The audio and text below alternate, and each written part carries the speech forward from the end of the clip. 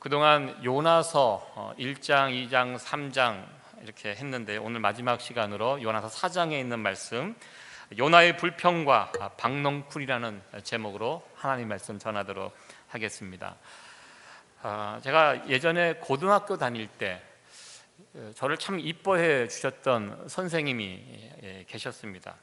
그러고 보니까 저를 미워했던 선생님은 없었던 것 같아요. 항상 이쁨 받고 학창 생활을 했던 것 같은데요. 특별히 그 선생님, 고등학교 1학년 때 그 선생님이 참 저를 많이 아껴주시고 뭐 공부하는 데도 많이 도움을 주시고 했던 선생님이 계셨습니다. 근데 어느 날 무슨 이유인지는 지금도 기억이 나지 않지만 그 선생님에게 야단을 맞은 적이 있었습니다. 교무실에 불려가서 무슨 이유 때문인지 모르시겠지만 야단을 제가 맞을 때 그 야단을 맞고 난 다음에 선생님이 그런 이야기를 해주셨어요. 요한아, 선생님이 이렇게 야단을 칠 때 제가 이제 고개를 숙이고 있었는데요. 고개를 숙일 때 오른쪽으로 이렇게 고개를 돌리지 말라는 것입니다. 야단을 맞을 때는 고개를 숙이고 왼쪽으로 이렇게 고개를 돌리라는 것입니다. 여러분 한번 해보십시오. 왼쪽과 오른쪽이 어떤 차이가 있는지. 오른쪽으로 고개를 돌리면 어떤 뜻이냐면 야단 맞는 그 사람에 순종하지 않는다는 그런 뜻이라는 것입니다. 오른쪽으로 하면 반항한다는 뜻이라는 거예요. 왼쪽으로 고개를 돌리고 그 야단을 맞으면 내가 잘못했습니다. 당신 말이 맞습니다. 또 자기를 반성하는 그런 모습인데 오른쪽으로 이렇게 돌리고 야단을 맞으면 그건 반성하지 않는다는 그런 뜻이라는 것입니다. 그렇게 말씀을 주셨는데요. 제가 왜 기억을 하냐면 선생님이 정말 정확한 지적을 하셨기 때문입니다. 제가 그때 야단을 맞을 때 납득이 안 됐습니다. 왜 내가 야단을 맞아야 되는지, 왜 나를 아끼고 사랑해 주셨던 그 선생님이 나에게 이런 말씀을 하는지 도무지 이해가 되지 않아서 아마 제가 골이 난 상태로 그 야단을 맞았던 것 같습니다. 그러니까 자연스럽게 저는 반항해야지 이런 생각이 없었는데요. 자연스럽게 고개가 오른쪽으로 돌아가서 그 선생님의 그 야단을 맞았던 그 기억이 생각이 납니다. 참 정확한 지적이었다고 저는 생각이 됩니다. 그러니까 여러분들도 저의 설교를 들을 때 오른쪽으로 이렇게 하지 마시기 바랍니다. 이렇게 보시면 자 이렇게 고개를 잘 들고 저의 말을 설교를 잘 들어주셨으면 좋겠습니다. 요나서 4장은 어쩌면 이와 같이 하나님께서 말씀을 주시는데 요나는 계속 고개를 오른쪽으로 돌리고 있는 그런 모습을 우리에게 보여주고 있습니다. 1장, 2장, 3장 짧은 성경이지만 이 안에 참 많은 것이 담겨져 있었습니다. 하나님께서 북이스라엘의 선지자 요나를 택하시고 니느웨에 가서 하나님의 말씀을 전하라고 사명을 주셨습니다. 그러자 그 사명을 받은 요나가 그 사명대로 행하는 것을 싫어했습니다. 왜냐하면 북이스라엘의 원수의 나라 아수르의 수라 니느웨 그 사람들에게 가서 복음을 전한다는 것 도무지 북이스라엘의 선지자로서 마땅치 않았습니다. 그래서 요나는 도망을 치게 되고 그러한 도망가는 요나를 하나님께서 포기하지 않고 쫓아가시면서 계속 요나를 설득하십니다. 쫓아가시는 하나님. 그래서 결국 요나가 어디까지 도망을 치게 됩니까? 물고기 뱃속까지 도망을 치게 되는데요. 하나님은 그곳까지 찾아가셨고 드디어 요나가 물고기 뱃속에서 기도를 하나님 앞에 하게 됩니다. 그리고 3일 만에 물고기가 요나를 토해냅니다. 이 모든 것들이 다 기적적인 역사입니다. 3일 만에 물고기 뱃속에서 토함을 받는 이런 장면은 나중에 예수님의 부활을 말씀하실 때 요나의 이야기를 가져다가 설명을 해주십니다. 예수님께서 그 말씀을 하셨다는 것 혹시 여러분들 가운데 저도 예전에 그런 생각을 좀 품었습니다. 어떻게 물고기가 사람을 삼켜? 만약에 삼킬 수 있습니다. 삼키면 어떻게 됩니까? 죽습니다. 그런데 3일 있다가 다시 토해내고 이게 말이 되는가? 물론 성경에 나와 있는 말씀이지만 믿기는 믿는데 조금 뭔가 깨름직하지 않는 여러분도 그런 생각 품지 않으셨습니까? 성경에 나와 있는 말씀 다 여러분들 믿으십니까? 아멘. 그래서 믿으셔야 됩니다. 예, 제가 약간 함정을 팠는데 여러분 금방 빠지시네요. 예, 성경에 나와 있는 말씀 다 믿으셔야 됩니다. 예수님께서 이 요나의 이야기를 언급하셨다는 것은 이 사건이 사실이라는 뜻입니다. 예수님의 부활 사건, 이 부활, 사람이 죽었다 다시 살아난다, 이거 믿기 어렵습니다. 그래서 예수님께서는 여러 번 부활 사건을 사람들에게 이야기하면서 베드로 그 나사로를 3일 만에 왜 살립니까? 여러 가지 이유가 있겠지만 이 예수님의 부활 사건을 앞두고 나사로 사건, 나사로가 3일 만에 다시 살아나거든요. 그래서 미리 부활 사건을 보여준 겁니다. 나사로를 통해서. 왜?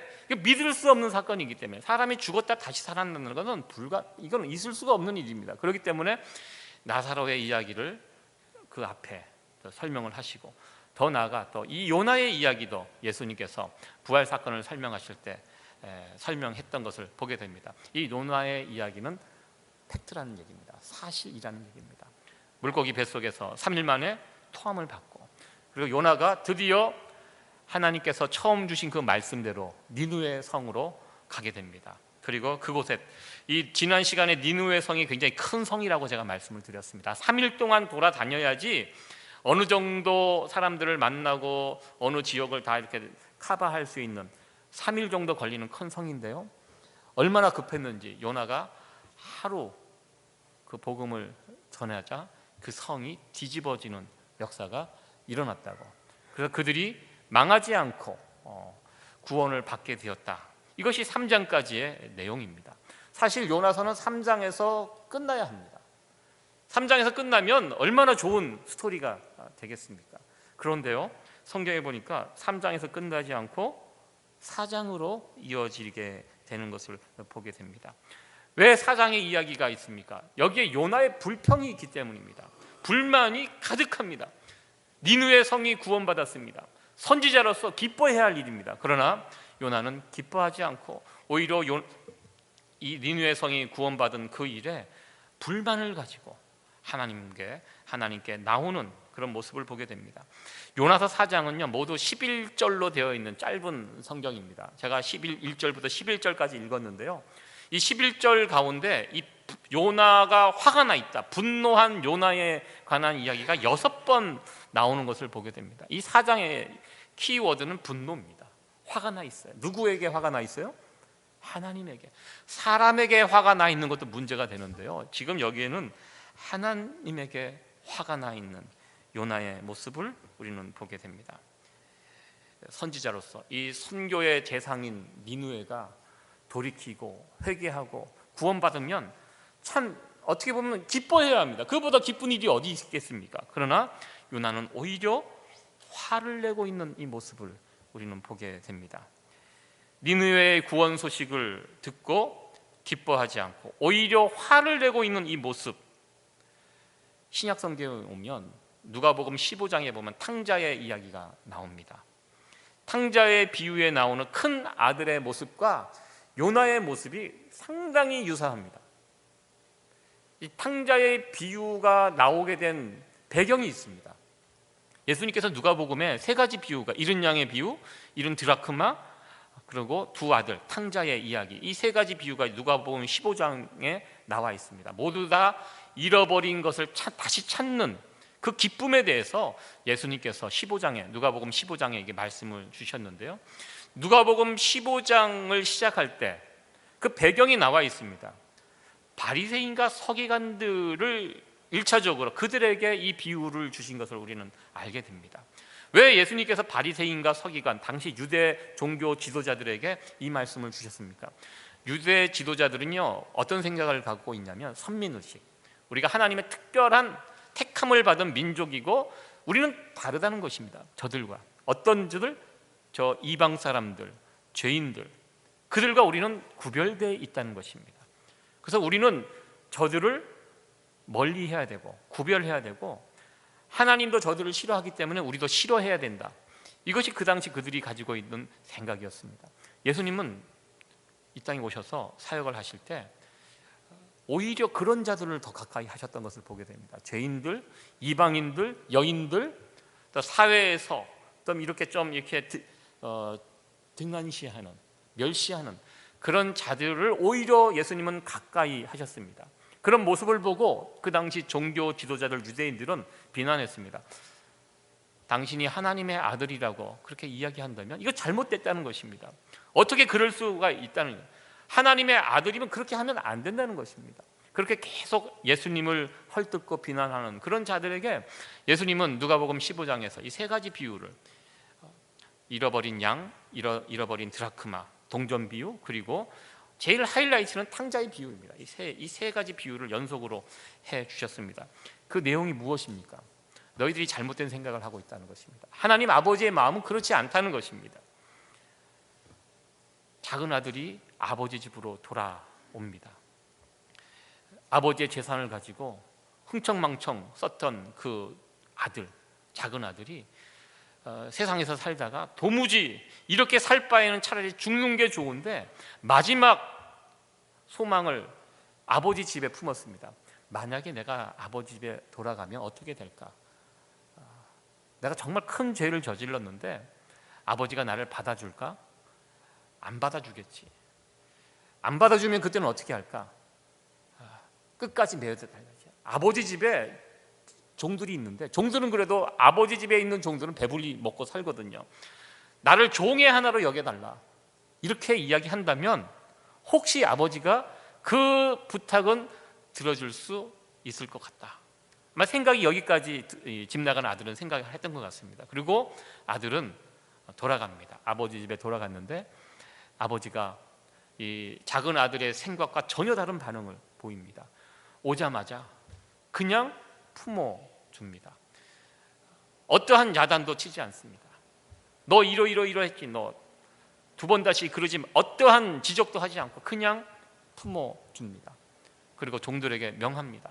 살찐 송아지를 잡아라, 신발을 가져와서 신겨라, 그리고 잔치를 벌입니다. 그 집에 기쁨이 가득하게 되었습니다. 모든 사람들이 다 기뻐합니다. 그런데 유독 그 집에서 기뻐하지 않는 한 사람이 있습니다. 누굽니까? 큰아들입니다. 사실 이 비유는요, 큰아들에게 준 겁니다. 큰아들은 그 당시 종교 지도자들, 유대인들을 비유한 것입니다. 큰아들, 작은 아들이, 동생이 돌아왔는데 기뻐하지 않습니다. 아버지와에게 그래서 집을 나가 있습니다. 이 기쁨이 충만한 집에서 나와서 밖에 있습니다. 그럴 때 아버지가 어떻게 합니까? 큰아들을 만나기 위해서 다시 찾아가십니다. 요나를 쫓아가셨던 하나님, 추적하셨던 하나님처럼 아버지가 집 밖에 나와 있는 큰아들에게 갑니다. 그래서 이 큰아들을 다시 설득을 합니다. 큰아들이 화가 무척 나 있습니다. 어떻게 이럴 수가 있냐는 거예요. 아버지 재산을 다 가지고 나간 동생이라고 하지도 않아요. 이 본문에 보면, 누가복음 15장에 보면 자기 동생을 동생이라고 말하지도 않습니다. 당신의 아들이라고 이렇게 표현을 합니다. 아버지 아들입니다. 동생인데요. 큰 형에게는 이제 동생이 없어요. 괘씸한 거예요. 그래서 당신의 아들이 이러이러한 잘못을 했는데 혼내주지 않고 어떻게 오히려 살찐 송아지를 잡을 수가 있냐는 것입니다. 말이 안 된다는 것입니다. 자기는 그동안 아버지 밑에서 얼마나 열심히 일하고 살았냐, 종처럼 열심히 일을 하고 최선을 다해서 샀는데 나를 위해서는 염소 새끼 한 마리 잡은 적이 없다, 섭섭하다, 아버지에게 불평불만을 쏟아 놓고 있는 그 탕자의 이야기를 보게 됩니다. 똑같습니다. 큰아들이 아버지를 향해서 화를 내고 있는 모습, 요나가 구원받은 니느웨 그 성을 바라보면서 불평불만을 하나님께 쏟아내고 있는 이 모습, 어쩌면 굉장히 비슷한 모습이라고 할 수 있습니다. 왜 이런 불평이 있습니까? 이스라엘 백성들이 가지고 있는 선민의식이 어쩌면 문제라는 것입니다. 내가 하나님에게 구별받았다, 하나님의 특별한 사랑을 받는 사람이다. 그러면 여기까지는 좋습니다. 그러나 그렇지 않는 사람들을 바라보는 눈빛이 좀 이상해졌다는 것입니다. 우리에게 하나님은 우리의 하나님이다, 저들의 하나님이 아니다라는 것입니다. 이 생각이 대단히 잘못된 생각입니다. 우리가 신앙생활을 오래 하다 보면 우리가 여기에 갇힐 수 있습니다. 나의 하나님, 나의 하나님 우리가 찬양을 하는데요, 저 사람의 하나님을 인정하지 않는 때가 있다는 것입니다. 요나가 딱 그러하였습니다. 하나님은 이스라엘의 하나님이어만 했습니다. 그런데 니느웨의 하나님이 되니까요, 요나가 이것을 받아들이지 않았습니다. 생각을 해보면 그럴 수 있는데요, 기분 나쁘다는 것입니다. 여러분들, 이 기분 나쁜 게 굉장히 중요합니다. 교회에서요, 교제를 하다 보면 제일 중요한 게 기분 나쁘면 안 되는 거예요. 제가 보니까 기분이 다른 거 어떠한 명분보다 이 기분이 굉장히 중요한 것 같아요. 기분 나쁘면 일단 얘기가 안 돼요. 그래서 제가 아는 어느 선배 목사님이 자기가 이제 교회를 섬기면서 제일 중요한 게 이 기분이라는 거. 기분 나쁘면 모든 일도 안 되고 기분 좋으면 모든 일을 다 된다는 이런 명언 아닌 명언을 주셨던 것이 기억이 납니다. 우리가 섬기는 하나님은 우리만의 하나님이 아니라는 것입니다. 예전에 저희 집 큰아이가 고등학교 때인지 대학교 때 1학년 때인지 중남미로 단기 선교를 교회에서 이렇게 간 적이 있습니다. 그곳에 가서 막 이런저런 활동을 하는데요, 거기에 있는 동안 사진을 하나 저에게 보내왔어요. 어떤 사진을 보내왔냐면, 그곳에서 남자 어떤 꼬마 아이를 품에 안고 있는 그 사진을 저에게 보내왔어요. 저 집에 딱 보고 제가, 야, 집에서 동생도 이렇게 안 하면서 밖에 나가서 원래 저희 아이들이 밖에 나가서는 잘합니다. 집에서는 그런데요, 그런 사진을 하나 딱 봤는데 그 사진을 우리 집에 있는 둘째 아이가 보면서 충격을 받은 것 같아요. 딱 보더니 How about me? 나는 뭐가 되냐는 거예요. 이 사진을 보고 좀 나의 형인데 왜 밖에 나가서 남의 집 아이를 안고 있느냐, 다른 집 아이의 형이 되는 것은 싫다는 거예요. 아직 어릴 때니까. 지금은 그렇게 하지 않는데요, 그때는 좀 어릴 때니까 자기 집 형이 밖에 나가서 어느 아이를 이렇게 사랑스럽게 품고 있는 이 모습이 적잖게 이게 당황스러운 충격적인 사진이었던 것 같습니다. 이 요나의 모습이 그렇다는 것입니다. 하나님이 우리를 품어주고 우리를 안아주고 우리에게 모든 것을 베풀어 주셔야 되는데 엉뚱한, 특별히 저 원수의 나라, 거기에 저런 은혜와 사랑 베풀어 주시는 거 싫다는 것입니다. 기분이 나쁘다는 것입니다. 그래서 지금 하나님께서 하신 그 일 마음에 들지 않다는 것입니다. 하나님께서 하신 일이 마음에 들지 않는다, 굉장히 교만한 그런 표현입니다. 지금 요나의 마음이 딱 그러하였다는 것입니다. 우리가 예수님을 오래 믿는, 지금 오래 믿었습니다. 우리 신앙생활을 참 오래 했는데요, 사실 요나서는 우리와 같이 신앙생활을 오래 한 사람들에게 주는 말씀이라고 생각을 해보았습니다. 우리가 조심해야 될 모습이 바로 이런 모습이라는 것입니다. 나의 하나님이 너무 강해서 다른 사람의 하나님을 생각하지 않으려고 하는 이런 경향이 우리들 가운데 있다는 것입니다.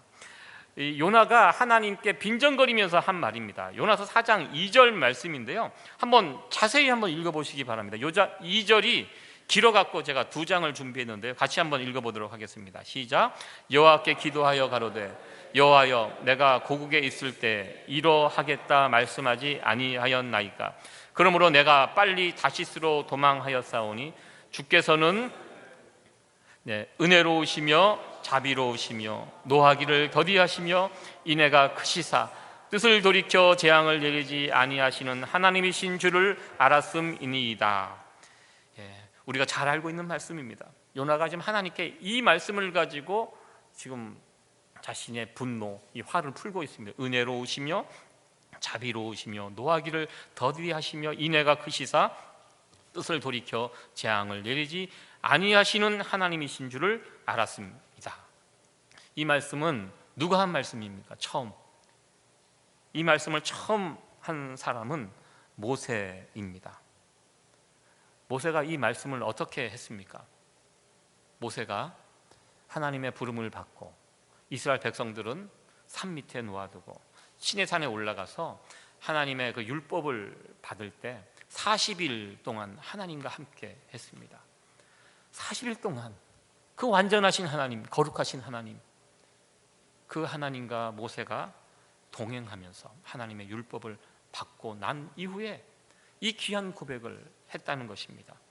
내가 하나님과 동행하고 그 완전하심, 거룩하신 하나님과 동행하고 살아가다 보니까 40일 동안 있어 보니까 모세가 성령 충만, 은혜 충만해진 거예요. 그러면서 우리가 뭐간데 정말 흠 많고 죄 많은 하나님 대적하며 살아왔던 이스라엘 백성들을 하나님께서 버리지 않고 끝까지 용서하시고 품어주시고 다시 회복시켜주시고 일으켜 세워주셔서 오늘날 여기까지 올 수 있었다.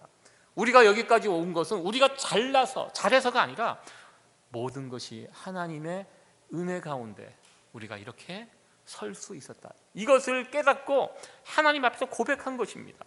우리 하나님은 이런 분이다. 그래서 정말 체험적인 고백을 모세가 이 말씀을 통해서 이렇게 했는데요. 이 말씀을 가지고 요나는 비틀어서 하나님 앞에 약간은 조롱하면서 하나님 앞에 말씀을 하고 있는 것입니다. 하나님께서 니느웨 백성들을 저렇게 살려주시는 거 보니까 아 맞다, 예전에 모세가 했던 그 말 그대로 하나님은 그런 분이시군요. 그러니까 요나가 말씀을 모르는 사람이 아니라는 것입니다. 잘 알고 있습니다. 그 말씀을 비틀어서 자기에게 적용하지 않고 다른 사람에게 이렇게 또 적용하면서 빈정거리면서 이 하나님의 말씀을 사용하고 있는 요나의 못난 모습을 우리는 보게 됩니다. 사실 우리가 예수님을 오래 믿는 사람으로서 우리가 이 부분도 조심해야 합니다. 우리가 얼마나 잘 알고 있습니까? 하나님 말씀 잘 알아요. 많은 말씀을 들어서 잘 알아요. 그런데 이 말씀이 나에게는 적용하지 않습니다. 내 옆에 있는 사람 누군가에게 기가 막히게 적용을 잘 합니다.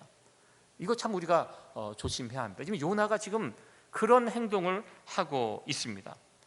하나님께서 이런 요나에게 다시 질문합니다. 너가 이렇게 화가 나 있는 이유가 도대체 무엇이냐? 왜 화를 내냐? 내가 무엇을 잘못했느냐? 나의 성품이 이렇다. 내 성품대로 회개하고 돌이키는 사람들 내가 용서해 줬는데 도대체 무엇이 잘못됐느냐? 이렇게 하나님께서 다시 묻자 요나는 하나님의 이 질문에 대답하지 않고 있습니다. 우리가 어떻게 보면 요나의 이 행위는 요나의 애국심으로 우리가 포장할 수 있습니다. 요나가 북이스라엘을 너무너무 사랑하기 때문에 자기 조국을 사랑하기 때문에 조국을 괴롭히는 나라 니느웨 싫어한다. 아, 요나가 참 애국자구나. 그래서 결국 요나가 하나님 앞에 자기 목숨까지 거두어 달라고 목숨까지 내어놓으면서 하나님과 흥정하고 있는 이런 모습을 보면서 아, 요나가 정말 나라를 사랑하는 그 애국심이 특심인 사람이구나, 이렇게 좋게 포장도 할 수 있습니다. 근데 여러분들 애국심이라는 것이 여러분들 잘 생각해 보시기 바랍니다. 굉장히 조심해야 합니다. 나라를 사랑하는 마음이 특심하면 이스라엘의 선민의식처럼 내 나라 내 민족이 최고면 그렇지 않는 민족과 사람들에 대해서 어쩔 때는 이게 적개심으로 발전할 수 있다는 것입니다. 지금 요즘 한국과 일본이 심상치 않습니다. 저도 그 뉴스를 보면 막 피가 거꾸로 막 솟습니다. 아니 아직까지 한 번도 사과도 제대로 안 해놓고 자기들 선거 앞에 두고 선거에 유리하기 위해서 미국이나 중국 앞에서는 찍소리도 못하면서 한국이 만만하구나, 그래서 또 한국에 대해서 이런저런 또 제재 조치를 하고 막 이런 모습을 보면서 막 화가 나요. 요즘 그 뉴스를 보면 가관이 아닙니다. 한국 사람들이 많이 화가 나 있어요. 제가 그걸 보면서 야, 우리 한국 민족이 언제부터 나라를 그렇게 사랑했다고 이 문제만 나오면 막 피가 끓는 것 같아요. 우리가 36년 동안 당한 그 치욕의 역사가 있지 않습니까? 그래서 일본 문제만 나오면 참 정상적인 판단을 못하는 것 같습니다. 제가 그 기사의 댓글을 보면 대부분 다 일본을 성토하는 그런 기사들이 쭉 나왔습니다. 지난주에 이 LA 쪽에 지진이 있었습니다. 굉장히 큰 지진이 있었습니다. 진도 7.1 정도, 7.7이 넘으면 굉장히 큰 지진인데요. 뭐 죽거나 다친 사람이 없습니다. 이제 미국이 선진국인 것 같아요. 그쪽이 지진이 잘 나는 지역이기 때문에 나름대로 잘 대비가 되어 있던 것 같습니다. 그 지진 소식을 보면서 그 일본 기사 밑에 보면은 이제 곧 일본에 진도 10짜리가 올 것이다, 막 이런, 우리가 들으면 좀 시원하지만 좀 다르게 생각해 보면 좀 섬찟한 그런 댓글들. 그리고 요즘 어느 초등학교에서는 저도 예전에 그런 기억이 있습니다.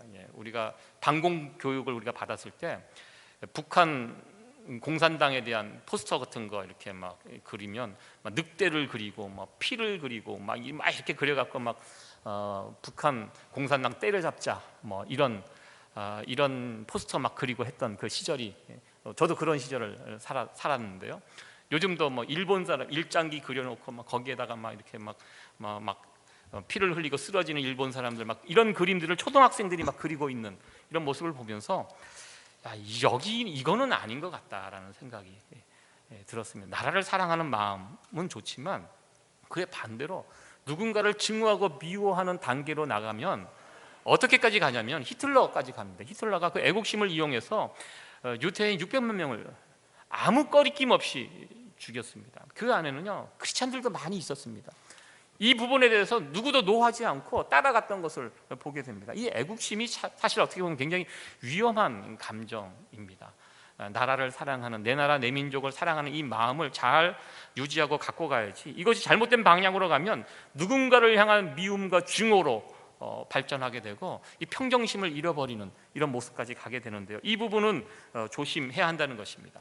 마치 요나가 이렇게 하는 이 행동이 나라를 사랑하는 애국심의 발로인 것처럼 우리가 생각할 수 있는데요, 그것이 아니라는 것, 요나가 하는 이런 모든 행동들이 애국심이 아니라는 것을 그 다음 사건이 우리에게 보여주고 있습니다. 다음에 이어지는 이야기가 박농쿨 사건입니다. 이 박농쿨, 어떻게 보면 굉장히 사소한 사건입니다. 그런데 이것을 통해서 요나가 어떤 사람인지 드러나게 됩니다. 요나가 40일 후에 니느웨가 망한다, 이게 하나님으로부터 처음 받은 말씀입니다. 근데 그들이 회개해서 그 심판이 취소가 됐습니다. 그럼에도 불구하고 요나는 나 하나님께 처음 받은 그 말씀 붙잡고 내가 정말 저 니느웨가 40이 지난 다음에 망하는지 안 망하는지 내가 두 눈 부릅뜨고 지켜보겠다, 이런 마음을 가지고 니느웨 성이 잘 보이는 언덕에다가 초막을 짓게 됩니다. 그래, 뭐 저들이 회개해서 심판이 취소됐다고 하지만 혹시 모른다, 다시 저들이 심판받을 그것을 기대하면서 니느웨 성이 잘 보이는 언덕에다가 초막을 짓게 됩니다. 그때 초막을 지은 요나에게, 요나를 위해서 하나님께서 준비해 주신 것이 있습니다. 그것이 먼저 박농쿨입니다. 박농쿨, 보통 이게 씨를 뿌리고 박농쿨이 자라려면 몇 날 며칠이 걸립니다. 저는 잘 모르겠습니다. 보통 박농쿨이 이렇게 자라려면 어느 정도 걸리나요? 한 달 이상 걸리나요? 더 많이? 저는 잘 모르겠습니다. 이게 성경에 보면 오늘 하루 만에 이렇게 자랐어요. 이 박농쿨이 하루 만에 자랐다는 것은 무슨 뜻입니까? 초자연적인 현상입니다. 이것은 하나님이 개입하신 거예요. 하나님께서 그렇게 하신 거라는 뜻입니다. 하루 만에 박농쿨이 자라서 이 그늘이 지어지게 되고 뜨거운 햇살을 막아주는 아주 훌륭한 그늘이 되었습니다. 그리고 이 그늘이 생기니까요, 6절에 보면 이 요나가 기뻐했다고 이야기하고 있습니다. 6절에 보면 우리 6절 말씀 같이 한번 읽어보도록 하겠습니다. 시작. 하나님 여호와께서 박농쿨을 준비하사 요나 위에 가리우게 하셨으니 이는 그 머리를 위하여 그늘이 지게 하며 그 괴로움을 면케하려 하심이었더라. 요나가 박농쿨을 인하여 심히 기뻐하였더라 하여, 여기 보면 기뻐하였는데 심히 기뻐하였다라고 표현하고 있습니다. 요나서가 짧은 성경입니다. 1장, 2장, 3장, 4장 이렇게 쭉 읽어보면서 요나가 기뻐했다, 처음으로 등장하는 본문입니다. 사실 그 전에는 요나가 기뻐한 적이 없어요. 어느 상황에서도 요나는 기뻐하지 않았습니다. 사실 요나는 선지자입니다. 선지자로서 기뻐해야 할 순간이 언제였습니까? 요나는 선지자였습니다. 그래서 하나님이 주신 말씀대로 니느웨 가서 성에 가서 전했을 때, 그들이 회개하고 돌이켰을 때 사실 그때 기뻐했어야죠. 기뻐하는 것은 그때 해야 됩니다. 그게 마땅한 모습인데요, 그럴 때는 기뻐하지 않고 오히려 화를 내고 있다가 지금 심히 기뻐했다, 유달리 이것이 강조가 되고 있습니다. 박넝쿨, 자기 머리 하나 이제 시원하게 해준 그 박넝쿨 하나 때문에 심히 기뻐했다라고 성경은 말하고 있습니다. 요나의 기쁨의 근원이 무엇입니까? 박넝쿨이라는 것입니다. 박넝쿨이 상징하는 것이 있습니다. 나에게 유익한 것입니다. 지금 이 순간 나에게 도움이 되는 것, 유익한 것. 이 요나가 어떤 사람이냐 잘 보여주는 성경이 5절 말씀입니다. 5절 말씀 같이 한번 읽어보도록 하겠습니다. 시작. 요나가 성에서 나가서 그 성 동편에 앉되 거기서 자기를 위하여 초막을 짓고 그 그늘 아래 앉아서 성읍이 어떻게 되는 것을 보려 하니라. 자기를 위하여, 제가 노란색으로 표시를 해놨습니다. 요나는 철저히 자기 중심적인 사람이었습니다. 자신을 즐겁게 해주고 지금 당장 뜨거운 머리를 식혀줄 박넝쿨만 있으면, 지금 이 순간 그것만 있으면 자기는 오케이입니다. 괜찮습니다. 즐겁습니다. 더 나아가 기뻐합니다. 요나의 애국심이 대단한 것처럼 보였지만 실상 아무것도 아니라는 것입니다. 박넝쿨 하나에 즐거워하고 또 그것이 없어지니까 또 괴로워하고 불평하는, 하나님 앞에서 큰 소리 쳤지만 요나의 그 마음이 아무것도 아니라는 것, 이 박넝쿨 사건을 통해서 우리에게 보여주고 있다는 것입니다. 오늘날 우리에게도 이 박넝쿨에 해당되는 것들이 있을 수 있다는 것입니다. 영적인 일, 하나님 나라의 일에는 전혀 관심이 없고요, 그저 나를 즐겁게 해주는 일, 지금 당장 나에게 만족을 주는 그런 것, 그런 것에 관심을 갖고 살아가고, 그저 뜨거운 햇살만 가려주는 박넝쿨만 지금 내 앞에 내 머리에 있다면 그것으로 만족하고 살아가는 인생들이 있을 수 있다는 것입니다. 특별히 하나님을 믿는 신앙인으로서 우리가 살아가고 있는데요, 어쩌면 우리가 신앙생활을 오래 하다 보면 어느새 영적인 일에 관심이 없어지고요, 심지어 하나님에 관해서도 별로 관심이 줄어들고 오직 나에게 즐거움과 기쁨을 주는 그 일, 그 일에만 관심 갖고 살아가는 신앙인들이 있을 수 있다는 것입니다. 오늘 실제로 교회 안에 신앙생활을 하면서 이런 모습으로 변해버린 신앙인들이 많이 있다는 것입니다. 나만 괜찮으면, 지금 나만 시원하고 괜찮으면 괜찮다. 요나는 이 박넝쿨로 인하여 심히 기뻐하였다고 말하고 있습니다. 그렇다면 지금 내가 지금 기뻐하고 있는 기쁨의 근원은 무엇인가? 우리의 모습들을 한번 돌아봤으면 좋겠습니다. 나는 나의 기쁨이 지금 어디서부터 오고 있는가? 내 자녀들이 잘 돼요, 기뻐요. 네, 그렇죠, 좋은 것입니다. 내가 지금 하고 있는 사업이 날마다 잘 돼요. 그것이 박넝쿨일 수 있다는 것입니다. 내가 가진 재산, 내 건강, 혹시 이런 것들이 나의 기쁨의 근원은 아닌지, 지금 나에게 박넝쿨과 같은 역할을 하고 있는 것은 무엇인지 우리의 모습들을 돌아봤으면 좋겠습니다. 내게 기쁨을 지금 주고 있는 것들 무엇인가? 제가 미국에 처음 왔을 때 2001년도에 제가 미국에 처음 왔습니다. 제가 미국에 처음 왔을 때 꼭 만나고 싶었던 친구가 있었어요. 그 친구는 제가 어렸을 때, 지금 생각해 보면 제가 한국에서 초등학교를 졸업하고 중학교 때 제가 이사를 갔는데, 이사 간 곳에서 만나서 굉장히 친하게 잘 지냈던 그런 친구였습니다. 근데 그 친구가 고등학교 2학년 때인가 3학년 때 미국으로 이민을 갔습니다. 1983년인가 4년도 이제 미국에 이민 갔고요. 그 친구 아버님이 목회자였어요. 지금 생각해 보니까 아버님이 먼저 미국에 가서 자리를 잡고 계시고 가족을 초청을 했는데, 이게 굉장히 오랜 10년이 넘게 아마 시간이 기다리는 시간 끝에 이 친구가 이제 미국으로 드디어 이제 그 가족들이 다 갔고요. 그 떠날 때 제가 굉장히 슬퍼했던, 굉장히 동네에서 친하게 잘 지냈던 친구가 미국에 이민을 가갖고 굉장히 힘들어했던 그런 제가 기억이 있는데요. 제가 2001년도에 미국에 이제 가게 되면서 제일 먼저 생각났던 친구가 그 친구였습니다. 때마침 동네에서 길을 가다가 그 친구의 친척을 만나갖고 그 친구의 주소와 전화번호를 제가 받을 수가 있었습니다. 이 하나님께서 이렇게 연결시켜 주시는구나 해갖고 미국에 오자마자 연락을 했어요. 연락을 해갖고 제가 그때 이제 학생 때니까 여름 방학 때 한번 만났으면 좋겠다. 그래갖고 저는 버지니아에 있었고 그 친구는 텍사스에 살았습니다. 텍사스에 아버님은 달라스에서 교회를 하셨고 그 친구는 이제 대학을 졸업하고 텍사스 엘파소라는 지역, 멕시코 국경 거기에서 이제 그 친구는 살고 있었는데요. 저희가 이틀 운전을 하고 미국 처음 왔을 때 달라스에 가서 만났습니다. 만났는데 그 모든 가족들을 제가 다 알고, 아버님은 처음 뵙고 다른 가족들은 제가 잘 알고 만나서 아주 즐겁고 행복한 시간을 같이 보냈는데요. 그 친구가 한국에 있을 때도 공부를 참 잘했어요. 머리가 참 뛰어난 친구였는데 열심히 공부해갖고 그 당시 텍사스 주립대 굉장히 좋은 학교입니다. 거기를 고등학교 2학년 때 왔는데 그게 아주 열심히 공부했던 것 같아요. 그래서 그 대학을 들어가고 그리고 약대를 갔더라고요. 그래서 지금은 큰 제약회사에서 연봉 많이 받고 그런 직장 생활을 하고 있는 중이었습니다.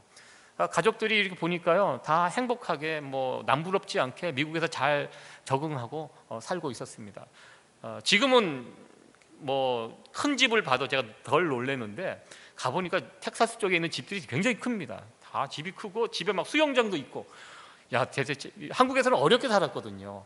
야, 전 그때 참 부러운 눈으로 어떻게 하면 이렇게 수영장 딸린 집에서 살 수 있느냐 그러면서 같이 막 물어보고 막 같이 막 저녁마다 파티하고 저희들도 오랜만에 왔다고 뭐 정성껏 음식 차려주고 먹는데 제 친구가 그런 이야기를 하는 거예요. 저녁 때쯤 저를 붙잡고 자기가 지금 좋은 직장에 다니고 연봉이 굉장히 높대요. 부러울 것이 없대요. 참 부유하게 산대요.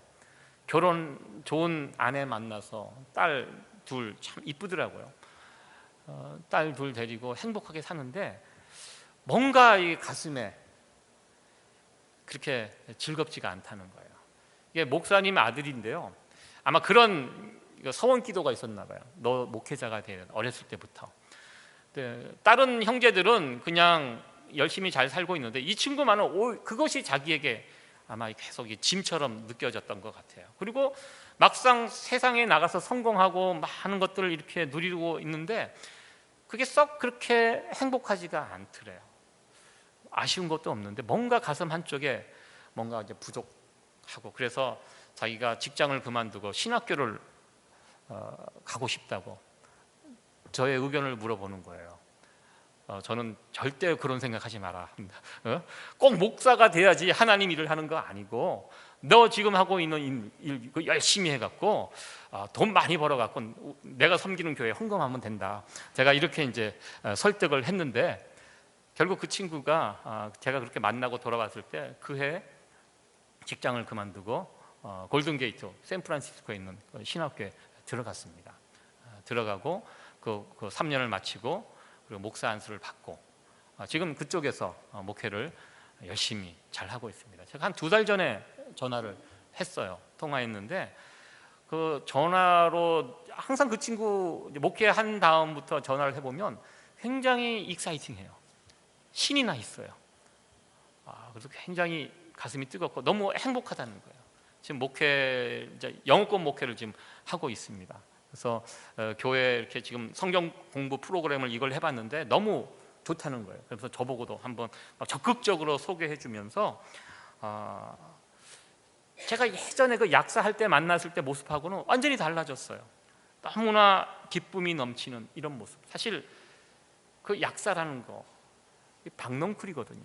그 친구에게 그 안에서는 참 행복하고 살 수 있는데 거기에서 뛰쳐나와서 정말 지금 그 제가 여러분들 다 목회자가 되어야 된다는 말씀드리는 게 절대로 아닙니다. 오해하시지 말았으면. 오늘같이 이렇게 좀 날씨가 덥고 혼미한 날 이렇게 제 설교를 잘못 들어갖고 다 목사님 목회자가 돼야지 된다 이렇게 설교했다 그런 뜻이 아닙니다. 중요한 것은 하나님께서 요나에게 박넝쿨을 주신 목적이 있다는 것입니다. 그 박넝쿨 더위를 피해서 그 박넝쿨 안에 들어가서 그 니느웨 성을 제대로 바라보라는 얘기입니다. 하나님께서 박넝쿨을 요나에게 씌워진 목적이 거기에 있습니다. 하나님의 마음처럼 저 죽어가는 그 어린 생명이 12만 명이나 있는 저 성을 아버지의 마음을 가지고 좀 제대로 좀 바라보라 이런 의미로 하나님께서 요나에게 박넝쿨을 씌워줬는데요, 요나의 관심은 그 성에 있지 않아요. 그냥 박넝쿨이, 이 박넝쿨 씌워지는 게 좋은 거예요. 시원하고 거기에만 매달려 있었다는 것입니다. 하나님께서 박넝쿨을 주신 목적이 그게 아니에요. 그걸 통해서 하나님의 시선, 하나님의 마음을 품고 바라보라고 주셨는데 그 박넝쿨을 잘못 사용한 요나의 못난 모습을 보게 됩니다. 박넝쿨에 그렇게 빠져 살게 되면 어떻게 됩니까? 그 다음 이야기, 하나님께서 그 박넝쿨을 거두어 가십니다. 박넝쿨을 거두어 갔을 때 어떻게 합니까?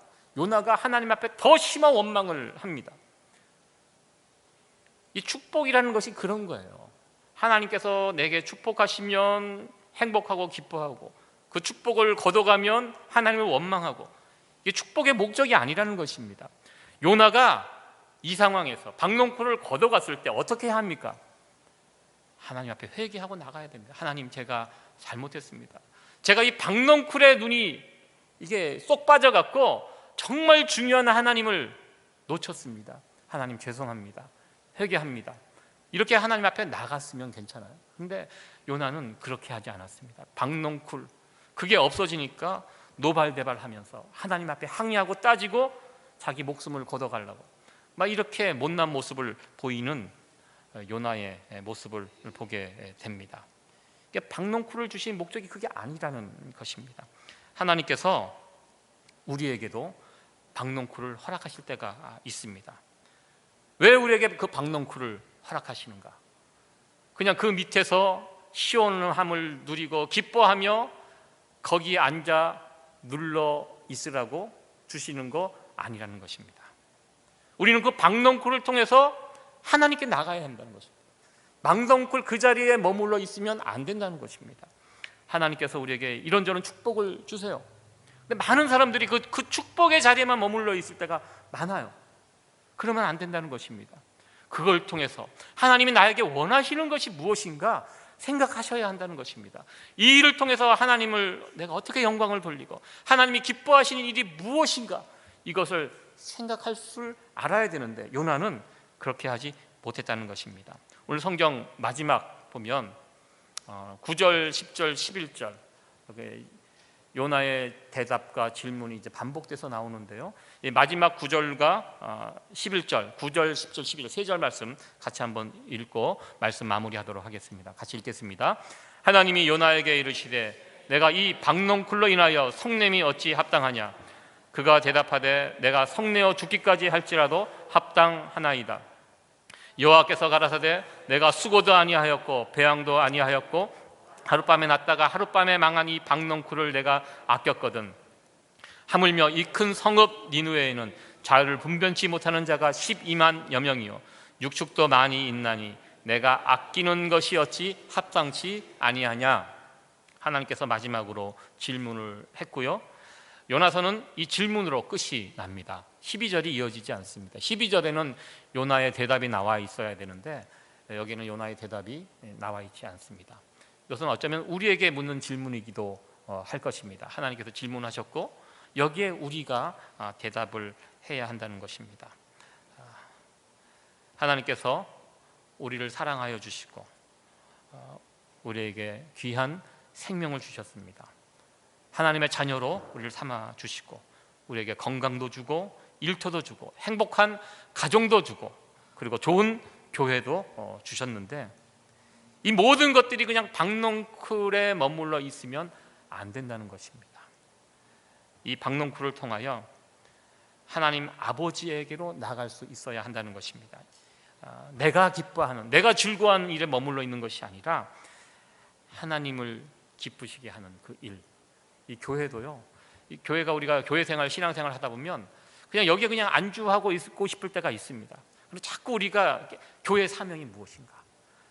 왜 하나님께서 우리 세이비어 교회를 세워 주셨는가? 이 사명과 목적을 우리가 잃어버리지 말아야 합니다. 하나님의 뜻이 거기에 있습니다. 우리가 교회도요, 이게 박넝쿨이 되어서는 안 된다는 것입니다. 우리끼리 행복하고 좋으면 안 된다는 것입니다. 그래서 우리에게 주신, 우리 하나님께서 우리가 많은 박넝쿨들을 우리에게 허락해 주셨습니다. 우리는 거기에 안주하고 만족하고 그 안에서 기뻐하고 살아가는 자들이 아니라 그것을 주신 하나님 목적이 무엇인지, 이걸 통해서 이루고자 하는 하나님이 기뻐하시는 일이 무엇인지를 분별하면서 또 이 귀한 일에 쓰임을 받을 수 있는 우리 교회와 우리들의 남은 생애가 되어지기를 간절히 축원합니다. 네, 기도하시겠습니다.